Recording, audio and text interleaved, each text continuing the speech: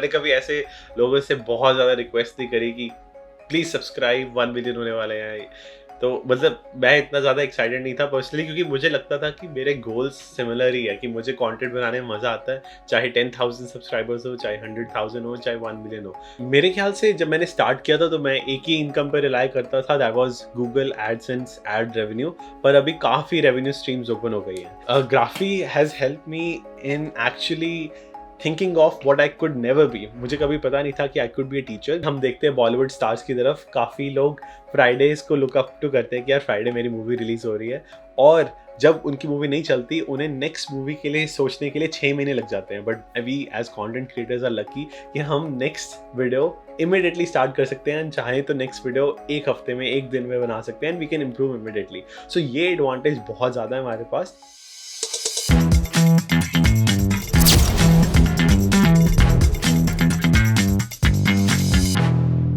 Welcome to the new episode of Grow with Graphy podcast. Today with us we have Harnoor Singh, also known as Singh in USA, who has 1 million subscribers on YouTube. He's a very successful content creator as well as a software developer. Today we are discussing with him the insights, tips and tricks and everything that he does to make sure that he leads a very successful life. So Harnoor, welcome to Grow with Graphy podcast. कैसा लग रहा है आपको आज? बहुत अच्छा लग रहा है, thank you so much for welcoming. मैंने कभी सोचा नहीं था, क्योंकि आपके साथ एक साल से कोलैबोरेट कर रहा हूँ in making our product together. आपके साथ बहुत ग्रो किया, आपके साथ इतना कुछ सीखा विद योर टीम कि अपना प्रोडक्ट खुद का कैसे लॉन्च कर सकते हैं। मैंने कभी सोचा नहीं था कि मैं भी कभी टीचर बनूंगा, but thank you for inspiring. पर हनूर, आई थिंक सबसे पहले मुझे कॉन्ग्रेचुलेट करना चाहिए आपको। You have achieved 1 million subscribers on YouTube. This is a big achievement. तो is this a special occasion for us? I mean, are you celebrating it कि अब ये नॉर्मल सी चीज़ हो गई? अब आई थिंक आपको 10 मिलियन और 100 मिलियन टारगेट करना शुरू कर दिया आपने। नहीं, ऐसा कुछ नहीं है। मैंने कभी आज तक लोगों से ये नहीं कहा कि मेरा बर्थडे आ रहा है या फिर 1 मिलियन होने वाले हैं कि आप सब्सक्राइब कर दो। मैंने कभी ऐसे लोगों से बहुत ज़्यादा रिक्वेस्ट नहीं करी कि प्लीज़ सब्सक्राइब 1 मिलियन होने वाले हैं। तो मतलब मैं इतना ज़्यादा एक्साइटेड नहीं था पर्सनली, क्योंकि मुझे लगता था कि मेरे गोल्स सिमिलर ही है, कि मुझे कंटेंट बनाने में मज़ा आता है, चाहे 10,000 सब्सक्राइबर्स हो, चाहे 100,000 हो, चाहे 1 मिलियन हो। गोल मेरा यही था अंदर से कि वीडियोज़ ही बनानी है, तो वो सारा रूटीन सेम ही चलता गया। तो इस कारण मुझे इतनी ज़्यादा एक्साइटमेंट नहीं हुई 1 मिलियन की। पर हाँ, कि एक नंबर से थोड़ा-सा लगता है कि हाँ यार, एक मिशन अकम्प्लिश हो गया। बट या इट्स अ ग्रेट थिंग। मैं मतलब हम्बली ये नहीं कहना चाहता कि ये बड़ी बात नहीं है। पर हाँ, मेरा गोल हमेशा ये नहीं था। मेरा गोल यही था कि अपना 100% देना है वीडियोज़ में। पर हनूर, एक बात पूछना चाहूँगा। I think first 100 subscribers are always very special and now you have achieved 1 जी, मिलियन जी। सब्सक्राइबर्स। सो ये जर्नी जो है सिंग इन यूएसए की, ये आप please take us through. Everyone would love to know how sing in USA started and why is it being loved across the world. Sure, ये start हुई थी with a simple mindset of creating FAQ videos. मतलब कि अगर कोई US आ रहा है India से, ये क्वेश्चंस है, ये अनसर्टेनिटी है, आपकी फैमिली से कोई यूएस में नहीं आया, आपकी फैमिली से किसी ने यूएस का कॉलेज नहीं देखा, आपकी फैमिली से किसी ने यूएस का करिकुलम नहीं देखा, कैसे पढ़ाया जाता है, कैसे एजुकेशन सिस्टम स्ट्रक्चर्ड है, just to answer all of those questions from a very simple point of view, कि आप ऐसा फील कर पाए कि आप यूएस में हैं। तो ये पर्सपेक्टिव था मेरा, और उन्हें पूरा ऑनेस्टली बताना कैसा फील होता है एज एन इंडियन स्टूडेंट, और उन्हें बताना कि इज़ इट वर्थ इट और नॉट। क्योंकि सबसे बड़ा जो हिंड्रेंस होता है लोगों के लिए, वो होता है फीस। और काफ़ी लोग सोचते हैं कि यार यूएस पढ़ना है तो 1 करोड़ 2 करोड़ ऐसे लग जाएंगे। तो वो सोच से ही बंदे अप्लाई ही नहीं कर पाते, स्टूडेंट सोच ही नहीं पाते कि यार हम अफोर्ड भी कर सकते हैं। तो जब ये चीज़ें क्लियर हो जाए कि यार मेरे फ्रेंड को भी स्कॉलरशिप मिली, मैं जितने भी मेरे रूममेट्स थे एट वन टाइम, दोनों के दोनों, अर्पित एंड अपूर्व, दोनों वर फुली फंडेड प्रोग्राम्स में एनरोल्ड थे एट जॉर्जिया टेक। एंड उन्हें देखकर अपने दोस्तों को मैंने इंटरव्यू कराया और उन्हें उनकी इंटरव्यू लेके मतलब पोस्ट किया। पीपल ऑल्सो गॉट इंस्पायर्ड कि yes, fully funded program is not a myth, you can also get scholarship, it's not a big deal. तो ये एक होप आ जाती है बाकी स्टूडेंट्स के अंदर भी कि यार मैं भी कर सकता हूँ। एंड 1 करोड़ चाहे काफ़ी लोग मतलब इंडिया से अभी भी पे करते हैं, not to go against them, but जो नहीं अफोर्ड कर सकते वो भी अफोर्ड कर सकते हैं। वैसे ये जो रिलेटेबिलिटी फैक्टर आपने इस्टेब्लिश किया है, आई मीन, अगर आप इंडियंस को रियलाइज़ करवा रहे हैं कि कुछ भी इम्पॉसिबल नहीं है and if I can do it so can you, ये फैक्टर पे वर्क करने के लिए आई थिंक एवरी डे आपने कुछ यूनिक कंटेंट प्रोड्यूस किया है और उसको आप लाइव ले गए हैं यूट्यूब पे। So was it a very challenging task to showcase your life through making different vlogs every day, or was it very okay for you? आपके लिए naturally बहुत possible था और naturally बहुत easy था आपके लिए to push this kind of content? Naturally तो बिल्कुल भी पॉसिबल नहीं था। मैं आपको बताता हूँ कि सेकंड ईयर में था मैं अपने कॉलेज में। वैसे तो सोच लिया था कि फर्स्ट ईयर कॉलेज में ही कंटेंट बनाना है, पर कैमरा खास था नहीं, तो वो सोच के कि चलो यार जब फ़ोन मिलेगा तब बनाएंगे। तो फिर दूसरे साल तक फ़ोन भी ख़रीद लिया अपनी ऑन कैंपस जॉब से। तो फ़ोन लेने के बाद जब कैमरा के सामने आया तो पता चला कि मैं बात ही नहीं कर सकता। तो जब पता चला कि बात हो ही नहीं रही कैमरा के सामने, तो फिर मैंने अपने एक फ्रेंड के साथ कोलैबोरेट किया। मैंने कहा एक रिएक्शन चैनल बना के देखते हैं कैसा होता है, जस्ट फॉर फन। तो एक फ्रेंड है मेरा कार्ल, तो उसे क्लास में मिला था मैं। तो हमने 300 वीडियोज़ बनाई और उस 300 वीडियोज़ से अराउंड आई थिंक 10-15,000 सब्सक्राइबर्स आए आफ्टर 1 ईयर। तो इवन दो कुछ इतना बड़ा ग्रोथ नहीं मिला वो रिएक्शन वीडियो से, पर एक चीज़ बहुत मिली कि कैमरा से बात कैसे करते हैं। और थोड़ा ठहराव आ गया। मैं बहुत जल्दी बोलता था, बहुत फास्ट बोलता था, क्योंकि मैं नर्वस हो जाता था कैमरा के सामने, तो काम ही नहीं रह पाता था। तो वो 200-300 वीडियोस बनाने के बाद उसके साथ किसी के साथ कोलैबोरेट करके उसको देख के कि वो कैसे बात करता है कैमरा के सामने, because he was very confident. तो उसके बाद जब एक चैनल से पता चल गया कि यार कि चैनल बनता कैसे है और कैसे मेंटेन करते हैं और कैसे बात करते हैं, तो मैंने अपना अकेले का खुद का चैनल बनाया, sing in USA, and that actually gave me complete guidance कि हाँ पेशेंस कैसे लानी है, कैसे अपना 100% देना है और अपनी टारगेट ऑडियंस कैसे ढूंढनी है। तो ये सब चीज़ें पता चल गई तो बाकी जर्नी तो स्मूथ हो ही गई। तो ये था कि मतलब प्रैक्टिस बहुत लगी मुझे। तो आई मीन जस्ट अगर quickly if you have to discuss numbers, आपने सिंग इन यूएसए चैनल में आज तक कितने वीडियोस अपलोड किए हैं?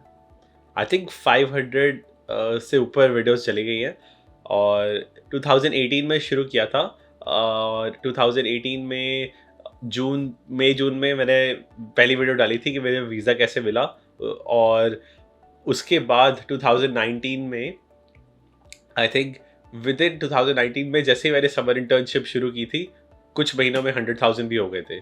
तो मतलब लेस देन 1 ईयर लगा मुझे ऑनेस्टली टू रीच 100,000 सब्सक्राइबर्स, क्योंकि मुझे पता चल गया था कि ऑडियंस को चाहिए क्या। कमेंट्स पढ़ के एक बार पता चल जाए ना आपके ऑडियंस को क्या चाहिए, वो आप अच्छे से बनाओ तो हो जाते हैं। तो ऐसा तो नहीं है कि 2023 में आके आप अपने जो 2018 के वीडियोस देखते हैं तो आप खुश फील करते हैं कि आप ये बोलते हैं कि यार ये मैंने कैसा कंटेंट बना दिया, कहीं डिलीट करने का मन तो नहीं कर रहा मुझे? So what is the feeling when you go back and see your early videos? Early videos देख के थोड़ा सा बहुत वियर्ड लगता है मुझे। अभी भी लगता है कि मैं कैसे बात कर रहा हूँ, आई कांटेक्ट मेंटेन नहीं कर रहा, इधर उधर देख के बात कर रहा हूँ। तो मुझे तो थोड़ा सा एम्बैरेसिंग ही फील होता है अपनी पुरानी वीडियोस देख के। अगर कोई साथ में फैमिली मेम्बर्स हो, उनके साथ अपनी वीडियो देखना हो तो आई फील शाय। अभी भी ऐसा फील होता है। तो अकेले में अपनी वीडियो देख लेता हूँ अगर देखनी हो, पर किसी और के सामने अभी भी थोड़ा सा होता है कि यार अपनी आवाज़ लोगों को सुना रहा हूँ, तो थोड़ा सा स्ट्रेंज फील होता है। तो हरनूर, वैसे जब आपने कॉलेज शुरू किया, there would be people from different parts of the world studying with you. So was it also very enlightening experience in college कि आपको अलग लोगों से अलग अलग चीज़ें सीखने को मिली, and this actually give you the confidence to make videos and push out content on YouTube?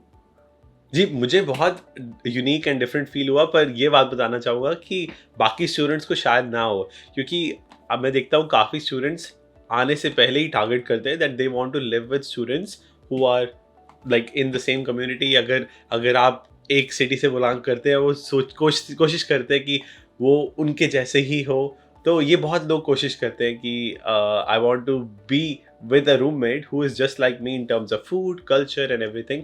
पर मैंने अपने आप को शुरू से ही फोर्स किया कि मैं अपने जैसे लोगों के साथ रहूँगा ही नहीं। I just chose my roommates to be completely random, and मैंने कहा कि इस कंट्री को छोड़ के बाकी सारी कंट्रीज़ के चलेंगे, क्योंकि because I wanted to live with diverse roommates।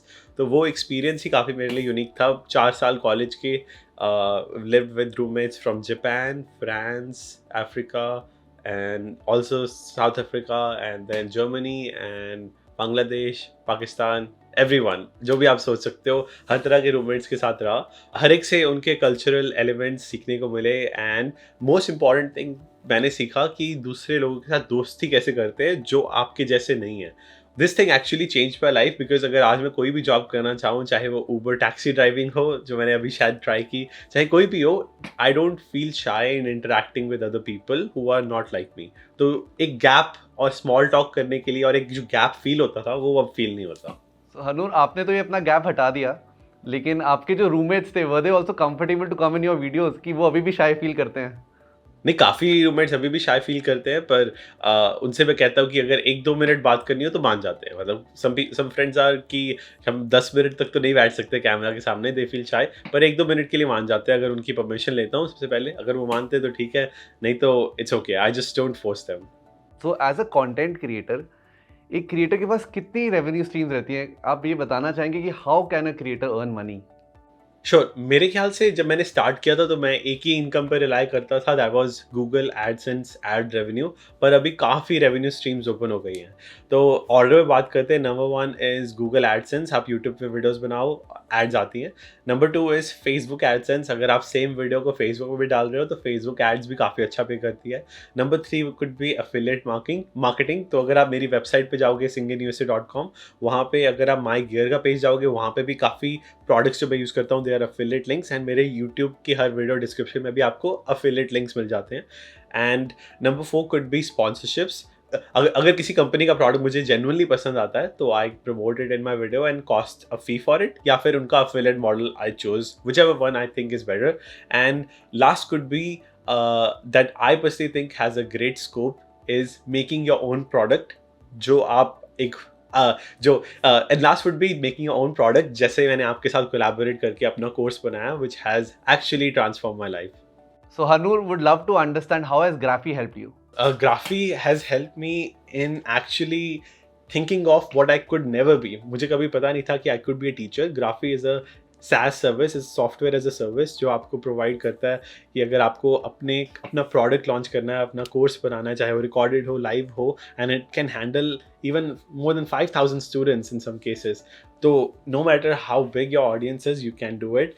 And मैंने कभी सोचा नहीं था कि they will come to me and they will try to handle everything. चाहे वो वेबसाइट डिज़ाइन करना हो, चाहे वो कोर्स को हेल्प करना हो स्ट्रक्चर करने में, चाहे वो हेल्प करना हो in terms of structuring my live sessions and handling like Discord, ये सब कुछ प्लान करने में they help me and they have helped me identifying my skills in terms of making a product for my audience, and I'm just really grateful for the opportunity. And India के लिए अगर आपको आपकी audience किस तरीके से पे करती है, किस तरीके से आपसे इंटरैक्ट करना चाहती है, they understand the audience really well and they know how to market. How do you basically engage with your audience? आप जितने भी आपके viewers हैं उनके साथ आप टच पे कैसे रहते हैं, and how do you make sure कि जितने भी viewers हैं they are able to reach out to you for feedback or for some doubts and suggestions also? Sure. मैं हमेशा चाहता हूँ कि यार मुझ पास इतना टाइम तो हो कि I can reply to the meaningful comments. काफ़ी बार इतने मीनिंगफुल कमेंट्स आते हैं, मेरे दोस्त देखते हैं कमेंट्स, मैं खुद पढ़ता हूँ, तो आई मेक श्योर कि I interact with them through comments. मैं उनके कमेंट्स को रिप्लाई करूँ and stick to the feedback. अगर कभी नेगेटिव फीडबैक आता है उन्हें रिप्लाई करता हूँ कि यार this was a constructive feedback and I will work on it. अगर कंस्ट्रक्टिव फीडबैक की जगह कोई हेट आती है then I ignore it. Obviously 1% ज़रूर बहुत ही बड़ी लेवल की हेट आती है, जो लोग कहते हैं कि ये अगर डिफरेंट जॉब्स ट्राई कर रहा है तो ये सिर्फ और सिर्फ पैसों के लिए कर रहा है, और कुछ लोग ये भी कहते हैं कि मैं क्रिएटिवली नई चीज़ें ट्राई कर रहा हूँ. So there is always different perspectives. So I try to handle constructive criticism, constructive feedback and constructive advice for future content. उस कॉमेंट्स को पढ़ के, उन कॉमेंट्स को पढ़ के I try to structure my content and make sure I deliver what they want. अभी IIT से 4 करोड़ के जो पैकेज आए हैं they are in FTs, and वो जो स्टूडेंट्स जिनकी अभी वो जॉब लगी है उनके साथ बात करना, ये रिक्वेस्ट आती हैं. आई मेक श्योर कि I try to find those people who are into quant finance, ताकि मैं उनकी कभी ना कभी इंटरव्यू ले पाऊँ. So you've almost spent 5 to 6 years as a content creator, making content, entertaining people, adding value to people's lives. अगर मैं आपसे पूछना चाहूँ which have been your top 3 learnings as a content creator in last couple of years, तो वो क्या होंगी? My top 3 learnings will be very patient. आप एक वीडियो बनाओ, उसे बना के छोड़ जाओ. If it performs well, then be happy for a second and work on the next one. अगर वो परफॉर्म नहीं करती तो okay it's okay to be sad for a second but move on. पर उदास रह के या फिर खुश रह के बैठने की जरूरत नहीं है। You always have to look up to the next one. अगर वीडियो अच्छी जा रही है तो work harder for the next one, अगर नहीं अच्छी जा रही तो भी work harder for the next one. Because goal is कि आपको पीछे मुड़ के नहीं देखना और पीछे मुड़ के यार उस सेलिब्रेशन को भी काफ़ी देर तक सेलिब्रेट नहीं करना और उस दुख को भी ज़्यादा देर तक बेड पे बैठ के सोच ही नहीं जाना यार क्यों हुआ मेरे साथ, कैसे हुआ। So it's always about looking forward to the next one. क्योंकि जैसे कि हम देखते हैं बॉलीवुड स्टार्स की तरफ काफ़ी लोग फ्राइडेज को लुक अप टू करते हैं कि यार फ्राइडे मेरी मूवी रिलीज़ हो रही है, और जब उनकी मूवी नहीं चलती उन्हें नेक्स्ट मूवी के लिए सोचने के लिए 6 महीने लग जाते हैं। But we as content creators are lucky कि हम नेक्स्ट वीडियो इमिडिएटली स्टार्ट कर सकते हैं, चाहे तो नेक्स्ट वीडियो एक हफ्ते में एक दिन में बना सकते हैं and we can improve immediately. So ये एडवांटेज बहुत ज़्यादा है हमारे पास। तो इस कारण don't be sad over one bad video and always look up for the next one. Number two thing that I have learned is that content creation is not about money, it is about the impact you create towards your audience. मेरे ख्याल से कि यार एक time के बाद आपको पैसा इतनी खुशी नहीं देगा जितना आपको बाकी लोगों तक वो पहुंचाना what your audience is looking for that can give you. So for example, if your audience is looking for in detail videos on quant finance and in detail videos on programming, उन्हें पूरा स्ट्रक्चरी जो एक software engineer करता है उन्हें वो चाहिए, आप वो डिलीवर कर पाते हो and people are happy for it, that gives you sometimes more satisfaction as compare to money, as compare to brands, as compare to कोई भी आप मॉनेटरी बेनिफिट देख लो। बट जो सेटिस्फैक्शन आपको लोगों तक वो डिलीवर करने में जो उन्हें चाहिए, एंड इंडीड अगर बाद में उनकी जॉब लग जाती है दे अप्रिशिएट यू। एक ऐसी चीज़ भी रहती है, जब आपने फैमिली का मेंशन किया कि समवेयर डाउन द लाइन आप शायद कंटेंट क्रिएशन में या फिर अपने प्रोफेशनल लाइफ में इतने बिजी हो जाते हैं, are you able to divide time and make sure that you have enough time for everyone, your loved one specially were in India? जी, मैं कोशिश पूरी करता हूँ। मेरा गोल ये होता है कि साल में 2 बार इंडिया जाऊँ। अगर 2 बार नहीं जाता, अगर एक बार मेरे नानी जी अगर यूएस आ जाते हैं तो मेरे लिए वही एक बार इंडिया ट्रिप बराबर होता है। सो मेरा गोल होता है कि I want to go to India at least twice a year, but I have been able to do only once a year. But goal यही होता है कि I can meet my grandmother at least once and be part of my culture. जब भी मैं India जाता हूँ अपने कल्चर के और पास आ जाता हूँ and I just really enjoy it. And इससे मुझे थर्ड लर्निंग भी याद आती है कि कई यूट्यूबर्स अपनी प्राइवेट लाइफ शेयर करते हैं, मैं भी अपने क्लोज मोमेंट शेयर करता हूँ अपनी फैमिली के साथ। पर मुझे ये अच्छा नहीं लगता कि मैं उनको यूज़ करके ही हमेशा कंटेंट बनाऊँ। आई लाइक द फैक्ट कि यार कभी कभी मुझे अपनी फैमिली को यूट्यूब पे दिखाना अच्छा लगता है and people get to know about my family, महीने में एक बार हो गया। But I don't try to build up my audience based on my personal life. My goal is कि हर वीडियो में एक गोल हो कि I want to add something valuable towards other people's life, as compare to कि यार रोज़ ये दिखा दिया, ये मेरी गर्लफ्रेंड है, ये मेरे नानी है, ये हर रोज़ करना मुझे बिल्कुल नहीं पसंद। मुझे लगता है कि इन वीडियोज़ में इतना वैल्यू आप ऐड नहीं कर पाते इन टर्म्स ऑफ योर ऑडियंस। शायद 2 महीने में एक बार करके शायद लोगों को फैमिली कनेक्शन फील हो, पर रोज़ करने के बाद वो बहुत ज़्यादा इनवैल्यूएबल हो जाता है, वो वैल्यूएबल फील ही नहीं होता इन टर्म्स ऑफ कि ऑडियंस आपसे कुछ सीख पाए। So that's why I prefer not to do any of those videos. Got it. Harnoor, usually क्या होता है कि जब भी ऐसी इंटरव्यूज होती हैं, इंटरेक्शंस होते हैं या डिस्कशंस होते हैं, people really speak out on the positives, on the highlights, on their achievements. But I would like to take this opportunity and discuss with you कि आपके क्या क्या failures भी रहे हैं, and probably if you can give us some examples कि क्या क्या आपने failures ऐसे face किए और उनको how did you overcome them? How did you pass through them? Were they tough for you, or did they actually have a big impact and did they pull you down completely, and how did you battle that out?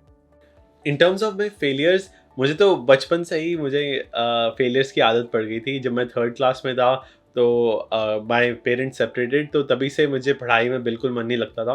तो तभी से मैंने zeros अपने marksheets पे मैं घर लेके जाता था एंड मुझे मेरे टीचर्स कहते थे कि घर जाके अपने मम्मी को दिखाना ये ज़ीरो और सीखना कि कैसे इम्प्रूव कर सकते हो, सीधा ऐसे बोलते थे। तो मैं दिखाता था कि ये देखो दो एग्ज़ाम्स में ज़ीरो आया। तो it was a drastic change in my life. 2nd class तक टॉप ऑफ द क्लास जाना और 3rd क्लास में ज़ीरोज़ पे ज़ीरोज़ घर लेके आना। तो तभी से ही मतलब जब से ज़ीरोज़ आने शुरू हुए मेरा तो स्कूल जाने का मन ही नहीं करता था। मैं स्कूल जाना भी छोड़ देता था थोड़े टाइम के लिए। तो आफ्टर दैट फेलियर जब हल्का सा भी सक्सेस मिला मुझे उसी से बहुत खुशी मिलने लग गई। तो जैसे धीरे धीरे करके मैंने बिल्डअप किया। 5th क्लास में थोड़ा बहुत पढ़ाई पे ध्यान रख के, चाहे मैं क्लास में टॉप 10 भी आ जाता था, क्योंकि हमारे इंडियन एजुकेशन में हम रैंक्स हमेशा देखते हैं। मेरे पेरेंट्स तो स्कूल में जाके कहते थे कि इस बच्चे का मेरा रैंक कितना है, मैं बाकी बच्चों से कंपैरेटिवली कितना अच्छा परफॉर्म कर रहा हूँ। ये मैटर नहीं करता कि मेरे 92 आए 95 आए हैं, पर ये ज़्यादा मैटर करता है कि मैं टॉप 10 हूँ या टॉप 15 हूँ। तो इसी से ही मुझे परफॉर्मेंस का पता चलता था, which is I think a bad practice. पर इसी से धीरे धीरे मुझे पता चला कि यार 5th में मैं टॉप 10 आ रहा हूँ, 6th में अगर टॉप 5 आ रहा हूँ, तो ये प्रोग्रेशन से मुझे थोड़ा सा बेटर फील होने लग गया, क्योंकि पहले तो मैं ज़ीरो था, तो अगर मैं ज़ीरो से थोड़ा सा बेटर हूँ तो इसी से ही मुझे थोड़ी सी आदत पड़ गई फेलियर की, and that has help me through out the line. तो जैसे कि जब मैं कॉलेजेस की तैयारी कर रहा था इन टर्म्स ऑफ यूएस, मैंने 6 कॉलेजेस में अप्लाई किया और उनमें से सिर्फ 1 university in the US accepted मी। मैंने इंडिया में जेई एग्ज़ाम दिया, जेई मेंस ही मुझसे क्लियर नहीं हुआ, आई मिस्ड इट, और मैं जेई एडवांस तो दूर तक नहीं देख पाया। तो ये दोनों फेलियर्स ने मुझे इतना परेशान नहीं किया, क्योंकि मेरे लिए जो वर्स्ट आउटकम ये था कि घर में मतलब अमृतसर में, पंजाब में रहकर शायद कार ड्राइविंग करना या टैक्सी ड्राइविंग करना, ट्रक ड्राइविंग करना, मेरे लिए मेरी फैमिली ने मुझे इनके लिए ट्रेन किया था, अगर कुछ नहीं होता तो यही कर लेंगे, क्योंकि पंजाब में काफ़ी लोग यही करते हैं अगर उन्हें जॉब नहीं मिलती इन वाइट कॉलर सेक्टर। तो मेरे लिए मुझे फेलियर्स ने कभी इतना रुलाया नहीं, क्योंकि मेरे लिए मैंने I think worst to worst outcome अपने माइंड में सबकॉन्शियसली सोचा हुआ था कि ये वर्स्ट आउटकम है, इससे अगर हल्का सा भी बेटर हो रहा है तो अच्छा ही है ना। तो इस कारण मुझे इतना फेलियर्स ने सताया नहीं ऑनेस्टली। तो हनूर, अब आपसे पूछना चाहूँगा कि right now we are moving on to a new segment, it's called YouTube master class. इस मास्टर क्लास में हम आपसे टिप्स और एडवाइस चाहेंगे on how a creator can grow its network, grow its popularity on YouTube, and otherwise also how are the different tools that are available in the market that can be used by a creator to their advantage. So first things first, सबसे पहले हम बात करना चाहेंगे AI की। सब लोग AI की बात कर रहे हैं और क्रिएटर्स के लिए बोला जा रहा है कि AI is really beneficial. Have you tried AI or what are the use cases of AI for a creator? So start करते हैं with YouTube master class. My first advice for that will be कि आप जो भी content बना रहे हो, आपको नीश पकड़नी बहुत ज़रूरी है और आपको डिफरेंट प्लेटफॉर्म्स में अपलोड करना पड़ेगा। बिकॉज मेरा मानना है कि यार अगर यूट्यूब पे फॉर एग्जांपल मैंने एक वीडियो बनाई थी स्पर्म डोनेशन की, तो मैं अभी जैसे कि सीधा एजुकेशनल वीडियोस बना रहा हूँ, तो स्पर्म डोनेशन पे मैंने एजुकेशनल वीडियो बना दी, but that is not related to my niche, तो वो शायद नहीं चलेगी। पर मैंने वो सेम वीडियो फेसबुक पे डाली और अगर बाकी प्लेटफॉर्म्स पे डाली, वहाँ पे बहुत चल रही है। बिकॉज आई पर्सनली थिंक कि हर सोशल मीडिया का अलग एल्गोरिदम है, जो चीज़ यूट्यूब पे चल रही है शायद वो फेसबुक पे ना चले, और जो फेसबुक पे चल रही है शायद यूट्यूब पे ना चले। So I think it is really important to target and use different social media platforms, ताकि आप मोटिवेटेड रहो। कहीं ना कहीं तो वीडियो चल रही है ना, कहीं ना कहीं पे आपको शायद बेटर फीडबैक मिल रहा है। And that be my best advice for content creation. And your question regarding AI, I think I am using AI a lot honestly. एक टाइटल सोचता हूँ तो चैट GPT पे जाके एक बार फिर सोच लेता हूँ कि यार 10 और आइडियाज़ ले लेते हैं कि यार शायद ये टाइटल बेटर हो सकता है। I basically use it time to time every day. एक स्क्रिप्ट बनानी होती है मुझे, तो मैं गूगल बार्ड को बहुत यूज़ करता हूँ, एक पूरी स्क्रिप्ट बना लेता हूँ, फिर वो इन्फॉर्मेशन कंज्यूम करके उनको वैलिडेट करता हूँ कि एक्चुअली वो ट्रू है कि नहीं, क्योंकि AI can not always be right, तो उसे वैलिडेट करना मेरे लिए बहुत ज़रूरी होता है उसके सोर्सेज देखने के बाद। एंड आफ्टर दैट जो मुझे स्क्रिप्ट गूगल बार्ड से मिल जाती है, क्योंकि गूगल बार्ड में जो डेटा है वो 2023 के बाद लेटेस्ट डेटा है ट्रेंड, बट चैट GPT में 2021 तक है। So after using that latest data I am actually able to have a kind of script, और उसे वैलिडेट करने के बाद मेरे लिए वीडियो बनाने में जो हिंड्रेंस है वो बहुत कम हो गई है। पहले सोचना पड़ता था कि 10 आर्टिकल्स पढ़ने पड़ेंगे तब जाके एक वीडियो बनेगी, पर अब कुछ सेकंड्स में एक स्क्रिप्ट का आइडिया मिल जाता है। And next will be in terms of captions. There is a captions app I use on my phone, और वो ऐप आपके हिंदी वर्ड्स को, इंग्लिश को, हर तरह के कैप्शंस आपके लिए जनरेट कर देती है, और आपके लिए शॉर्ट्स बनाना बहुत ईजी हो जाता है। एक और AI ऐप भी मैं यूज़ करता हूँ जो एक पॉडकास्ट को सीधा 8 to 9 शॉर्ट्स में कन्वर्ट कर देती है विद कैप्शंस। तो ये ऐप्स ने definitely it has transform my life and made the content creation journey much easier. एक हिंड्रेंस जितनी पहले होती थी वो बहुत कम हो गई है।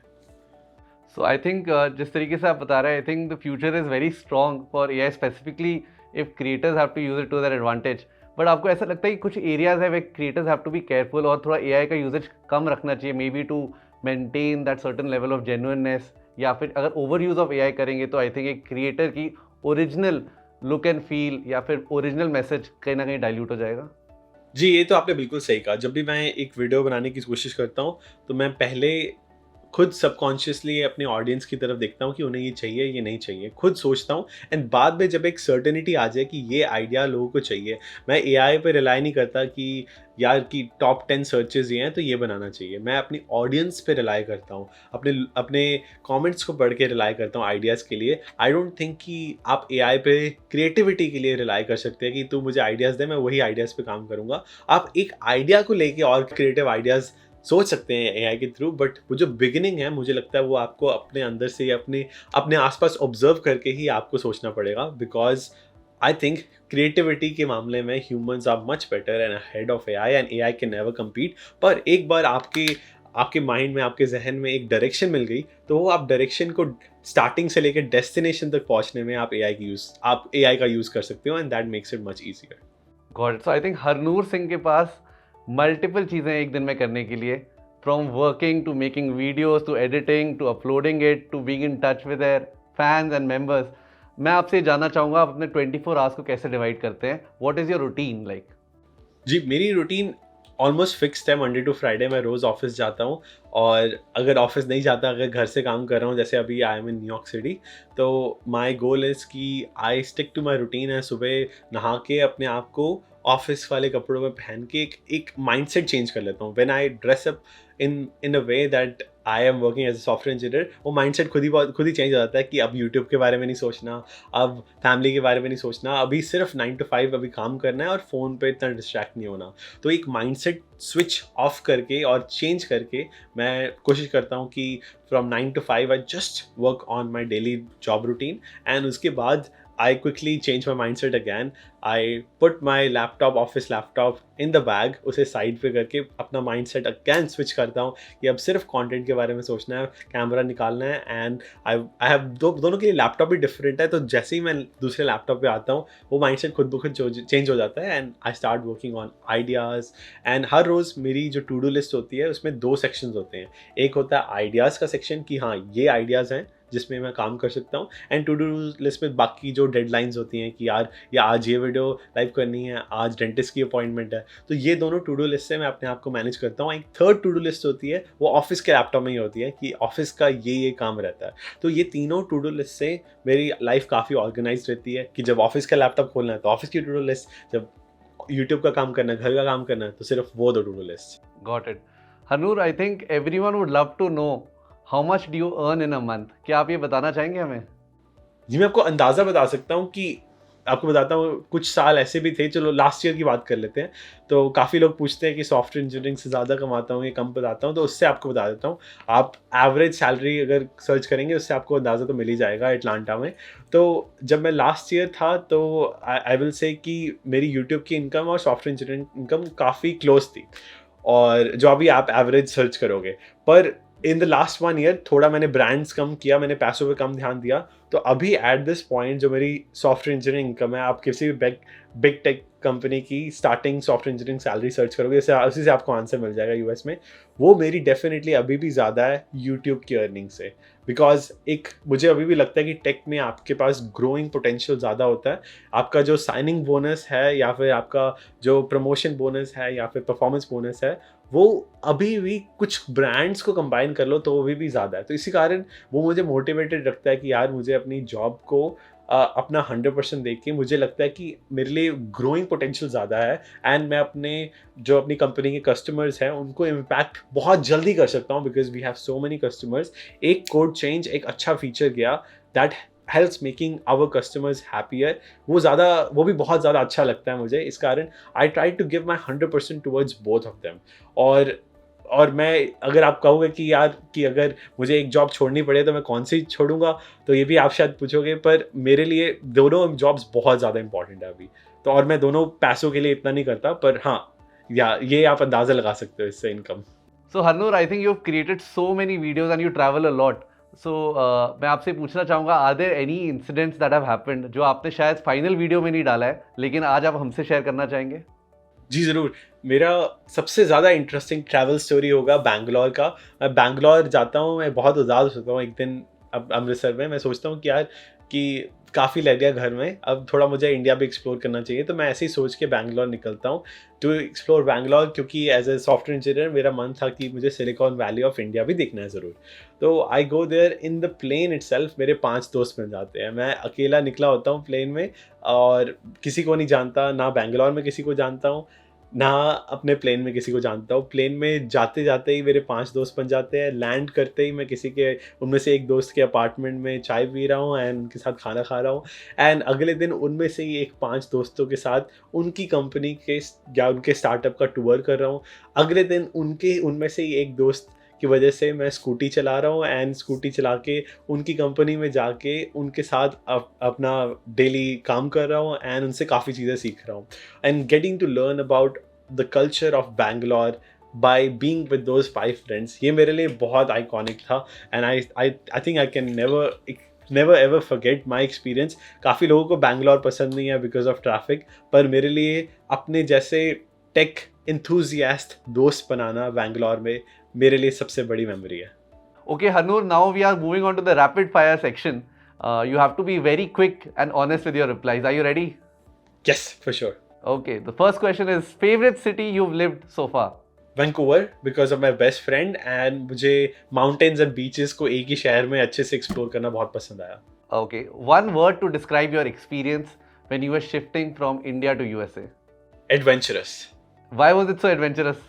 I think अपने आप को I pushed myself to the limits. ऐसा लगा कि I am in completely different world, अपने कल्चर से बाहर, and at the same time अपने आप को पुश करना कि लिमिटेड बजट में, and at the same time उसी बजट में अपनी फीस पे करना जो मुझे बिल्कुल इम्पॉसिबल लगता था, अचीविंग द इम्पॉसिबल, वो करना। I think that made it adventurous. आप इसे इम्पॉसिबल, सीमिंगली इम्पॉसिबल भी कह सकते। Got it, got it. So top 3 essential items that you carry with yourself every time?